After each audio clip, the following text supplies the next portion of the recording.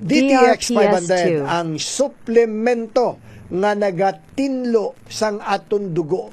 Ginasala niya ang aton dugo para nga mga labod-labod dira kag lasad-lasad hindi na sa magsalangit o kung magpalapuyot sang aton nga dugo. Kay kung sumangit na sa aton mga ugat, balatian ang dala sina. Magataas ang BP ta, especially subong nga mainit ang panahon subong or magasaka ang sugar level naton. So kinanglanon naton ang DTX DRPS2. para tinlo, tinaw kag healthy ang dugo naton nga magapanalaitay sa aton mga cellular kag internal organs. Subong man mangin normal man ang dalagan sang oxygen sa tanan nga parte sang aton nga lawas.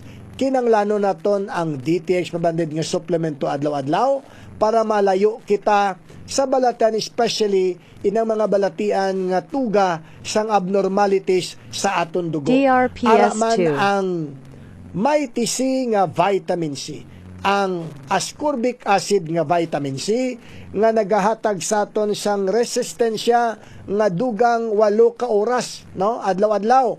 Gani matungdan gid naton ang aton responsibilidad kag mga obligasyon kung naga-Mighty C kita nga vitamin C adlaw-adlaw.